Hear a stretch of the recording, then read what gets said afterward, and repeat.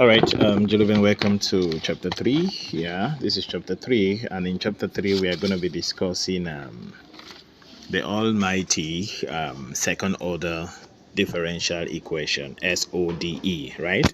Second order differential equation, SODE. Now, the big question is, what is a second order differential equation?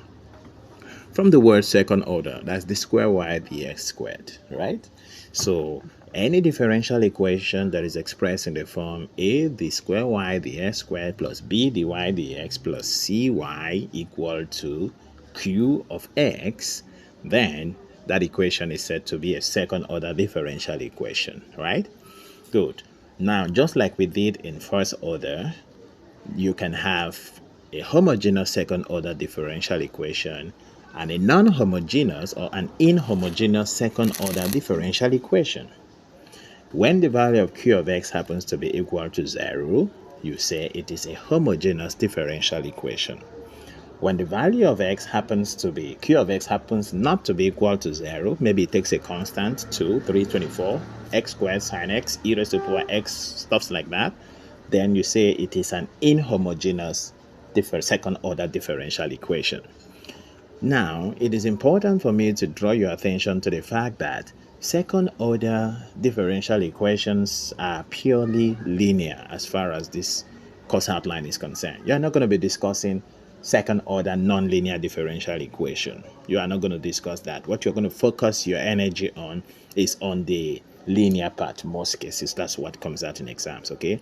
So you won't see a case where the value of y is either squared or cubed, or is a product of dy dx, or maybe you discover that your dy dx is a square or a ratio or stuff like that. You won't see that.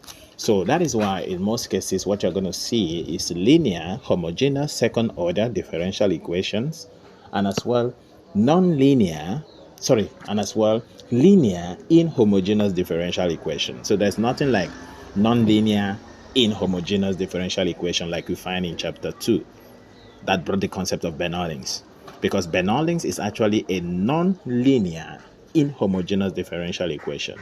Yeah, it's inhomogeneous because it has a value for q of x. That what makes it inhomogeneous. And then it is non-linear because the value of y raised to the power n is always greater than or less than 0. That is why it becomes non-linear. So a non-linear non-homogeneous DE is Bernoulli's equation in disguise. You won't see that in second order. All right, so let's go straight into the full concept of second order differential equation. So we start with the first method there, which is a Wronskian approach. Wronskian approach to solving homogeneous. We have two methods of solving homogeneous DE, or better still, let me call it two methods, homogeneous. You can use Wronskian approach, and of course Wronskian approach is narrow-minded to Wronskian related questions. And then number two, you have the general solutions to linear DEs. General solutions to linear DEs, general solutions. All right, so let's start with the very first one there, which is the Wronskian approach. Now, given a dE of the form d square y dx squared plus p of x dy dt, and q of y, maybe q of x again, or q of t as the case may be, y equal to 0, of course, that happens to be homogeneous, and that happens to be linear. So when you are given this type of second order dE, having two linear independent solutions, y1 and y2, then the Wronskian value of the two linear independent solutions is given by the determinant of their individual derivatives. The determinant of their individual derivative. What do I mean? y1 and y2, you have them at the top. y1, at the bottom of y1, you find the derivative of it, which is y prime of 1. Then at the bottom of y2, you have y prime of 2. All of them in a determinant 2 by 2 matrix equated to W. W is the Wronskian value. So by the time you find the determinant by multiplying y1 and y prime 2 minus y2 and y prime 1, and if it gives you a value that is equal to 0, Take note, if it gives you a value that is equal to 0, that means your Wronskian value for W is equal to 0, then the linear independent solutions, which are y1 and y2 we are talking about, do not form a fundamental set of the solutions to the DE. In other words, because they don't form a fundamental set to the solution, they happen to be dependent. Hence, they are regarded as linearly dependent sets of the solutions of the DE, and you express them in the form A y1 plus B y2 equal to 0. So they are dependent on each other. A y1 plus B y2 equal to 0. Why? Because they have their Wronskian value to be equal to 0. So they form a dependent solution, a dependent set of solutions to the DE. Why? Simply because they do not form a fundamental set of the solution. That's why it's giving you 0. If it didn't give you 0, for example, it will form a fundamental set of the solution. And for it to form a fundamental set of the solution, it simply means that you can express your values. I don't think they have really given us a point where you can express them in terms of A, B as a case may be. So for example, in a case where the determinant is not equal to 0, then the two linear independent solutions of the DE forms a set of the solution.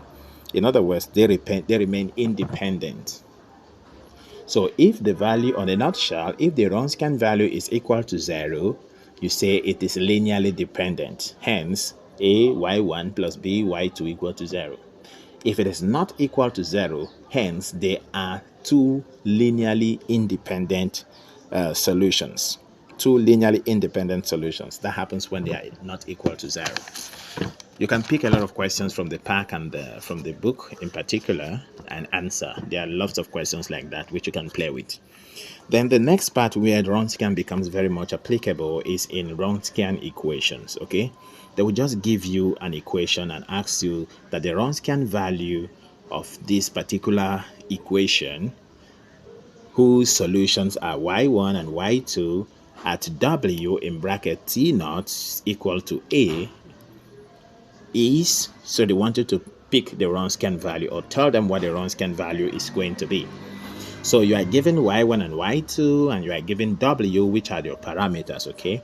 W in bracket t naught equal to a.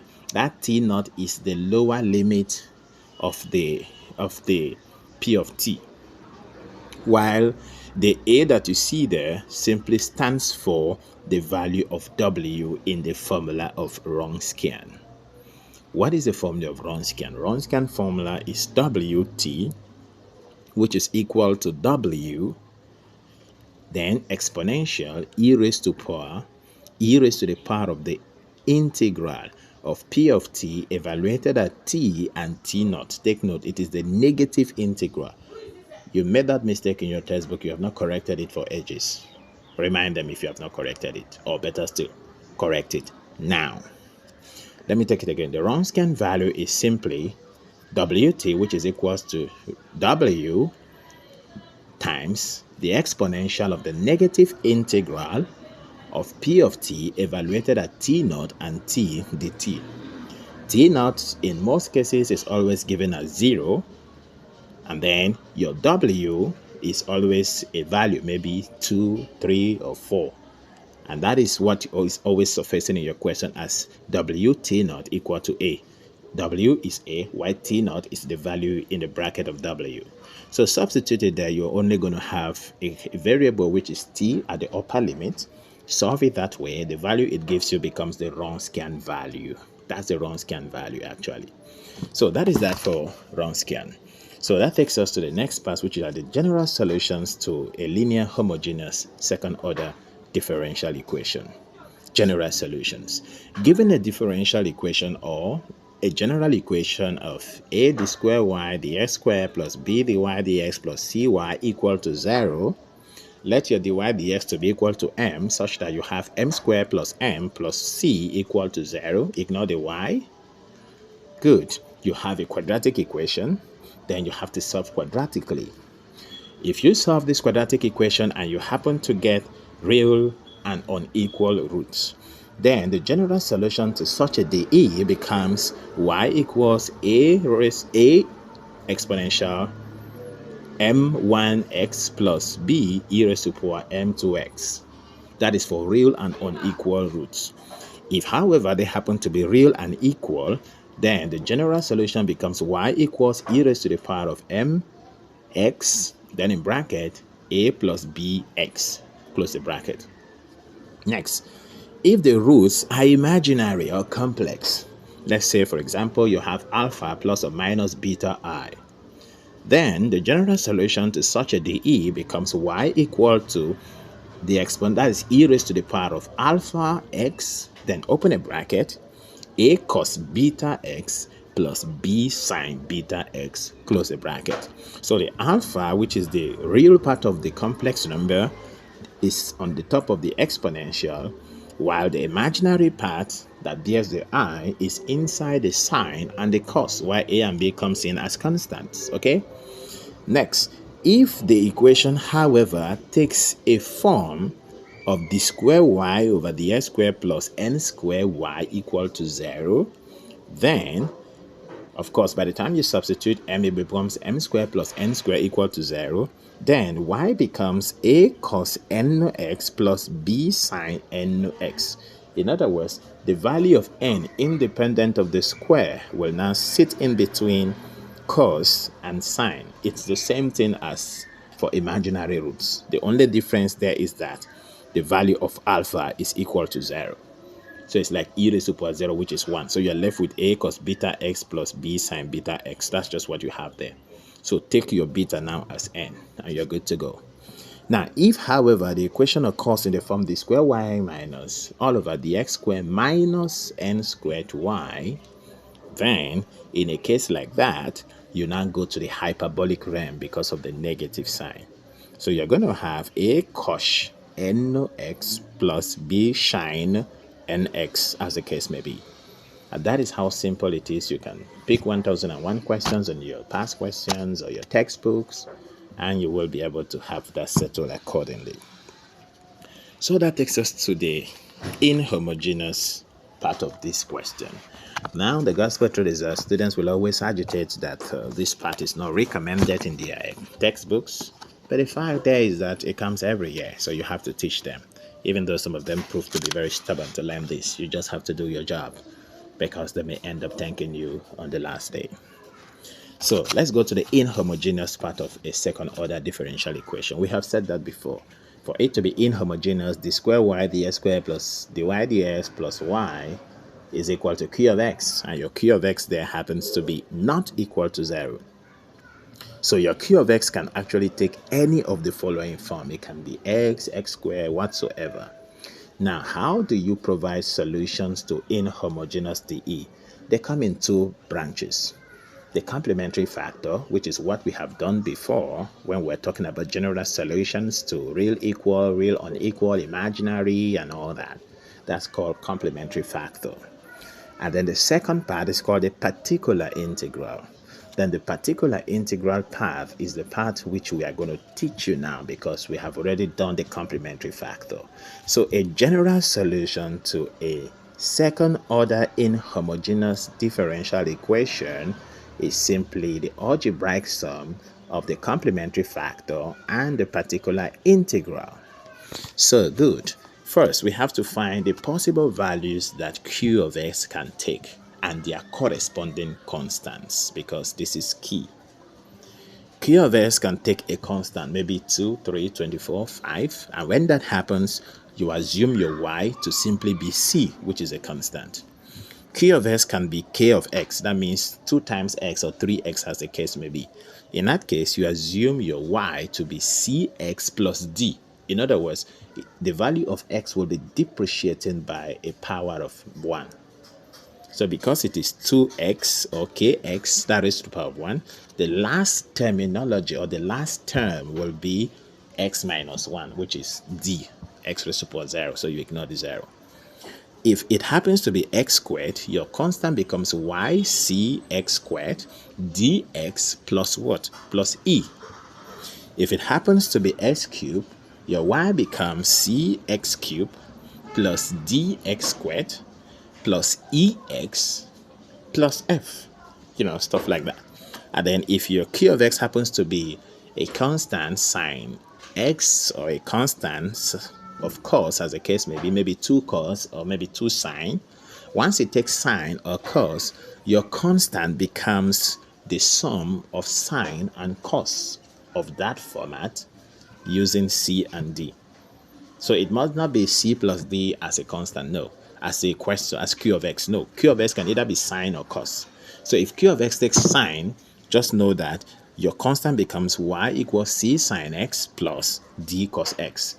If your Q of X happens to be K cos, is the same thing as Y to be equals to C sine X plus D cos X. All right.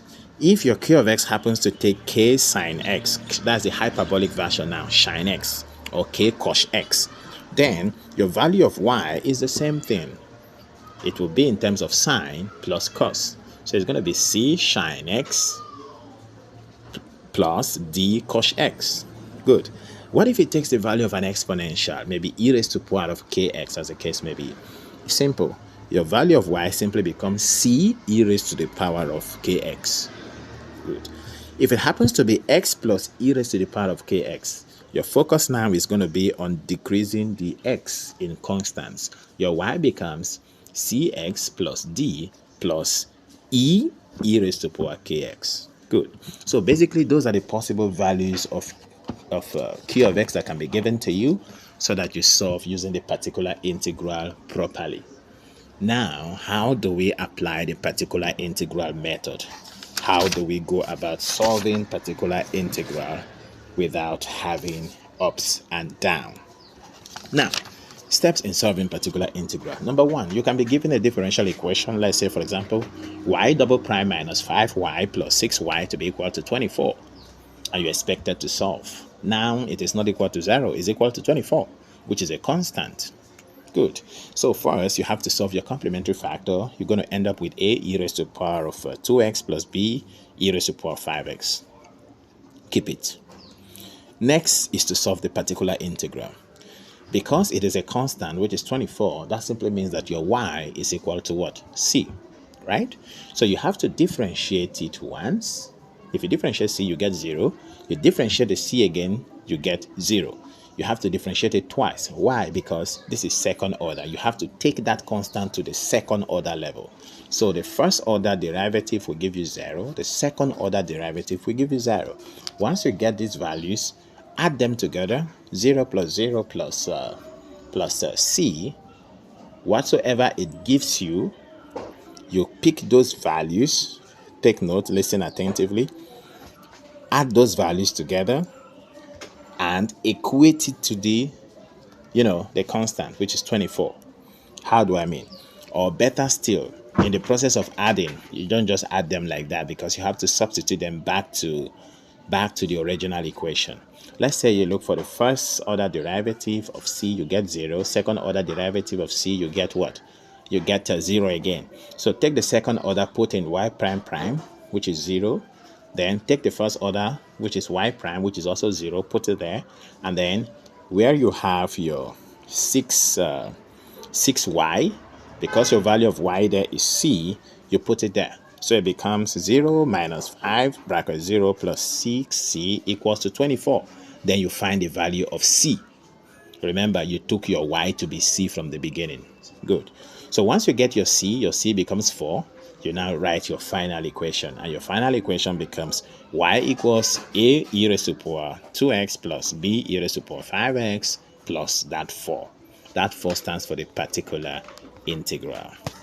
Now, this is using a constant. What if they give you a situation whereby you have a value, maybe 2 sine x, 2 sine 4x, for example? They give you the same expression and it is in the form of 2 sine 4x. All you need to do is to simply position it in the same manner as I've shown you before. And the first thing to do is sine 4x. You have to convert it to the constant, which is c sine 4x plus d cos 4x. Solving the particular integral, you have to differentiate it and take it to the second level. That's the second order derivative. So if you differentiate it for the first time, you're going to have a long derivative in this form of sine and cos. You differentiate it the second time, you're also going to get a long derivative in the form of sine and cos. Remember, your values are in terms of C and D at this point. When you're done, substitute them in the original equations. Your y prime prime, substitute a value there. Your y prime, substitute a value there, multiply by the possible constant. And then your 6 in bracket y, substitute your c sine 4x plus d cos 4x. And then equate it to the 2 sine 4x in the original question plus 0 cos 4x. The reason why you're putting the 0 cos 4x is so that you can pick the equivalence, and once you pick the equivalence, it will help you to go ahead and solve the values of C and D. So when you are done arranging them in that format, you pick the equivalence, you discover that your coefficient for sine 4x becomes 20c minus 10d, and your coefficient for cos 4x becomes 10c plus 20d, equated to 0. Find the values of C and D, and you will be good to go. Then the final thing is to write the final expression of your solution, which is going to be in form of particular integral and complementary factor. The complementary factor that you will do to have a e raised to power 2x plus b e raised to power 3x, then the particular integral will now be c sine 4x plus d cos 4x. You now substitute your values of d and your values of c, and then you have the equation. Now take note, in some chronic cases, they may give you to solve that type of second order at y of 0 equals minus 1, meaning that you will have to find the values of a and b so that you have a total solution without a constant. All right, so that is that for this amazing chapter. Chapter 3 is down. It also happens to be long because of the inhomogeneous part of the DE. All right, thank you for listening, and then we see when we get into the next chapter, and that is chapter 4 in disguise.